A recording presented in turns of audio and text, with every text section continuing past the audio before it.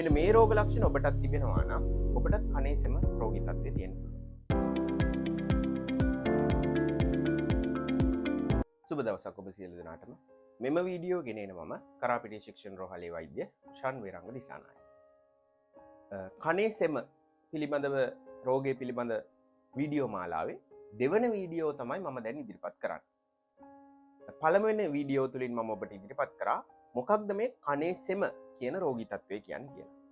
මම මෙම වීඩියෝ තුලින් බලාපොරොත්තු වෙන්නේ කනේ සෙම පිරීලා තියෙන රෝගියෙක් නැත්නම් ටයිටිස් මීඩියා කියන රෝගී තත්ත්වයේ තියෙන රෝගියෙක් අප වෙතට පැමිණිලා නැත්නම් වෛද්‍යවරයෙක් වෙතට ගියාම නැත්නම් රෝහලකට ගියාම ඔවුන් මොනවද ඉදිරිපත් කරන රෝග ලක්ෂණ. මෙන්න මේ රෝග ලක්ෂණ ඔබටත් තිබෙනවා නම් ඔබටත් කනේ සෙම රෝගී තත්ත්වය තියෙන්න පුළුවන්.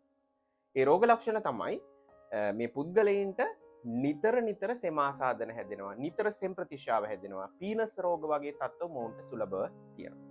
සමහර විටක එහෙම නැති වෙන්නත් පුළුවන්. ඒ වගේම මේ රෝගීන් කියන රෝග ලක්ෂණ තමයි කනේ කන පිරිලා වගේ. ඔවුන් කියන්නේ කන ඇතුලේ නිකන් මොකක් හරි පිරිලා, කන පිරිලා නැත්තම් ඒ විදිහට තමයි කියන්නේ.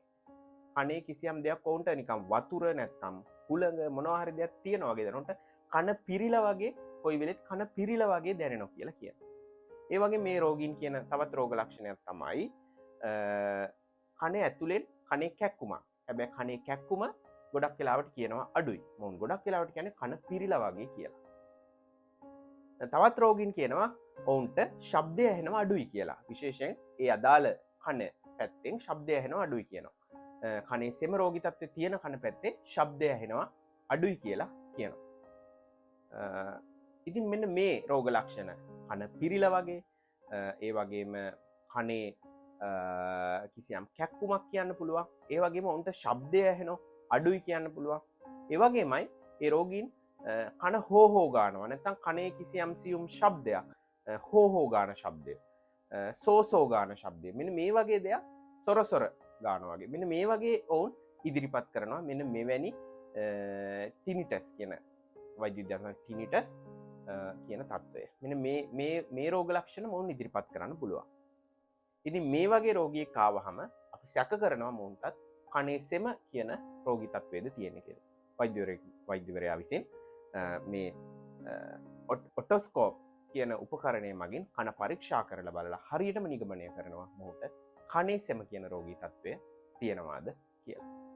ඉතින් මේ වීඩියෝ තුළින් ඔබ දැනුවත් වෙන්න ඇති කනේ සෙම තියෙනවා නම් මොනවද ඇතිවන රෝග ලක්ෂණ කියලා. මම ඉදිරි වීඩියෝ ඔබට විස්තර කරලා දෙන්නම්. මේ කනේ සෙම කියන රෝගය හඳුනා ගැනීමට ඒ වගේ මේ රෝගයේ ප්‍රමාණය තීරණය කිරීමට පාවිච්චි කරන යොදා ගන්න පරීක්ෂණ සහ ඒවායේ ප්‍රතිඵල පිළිබඳව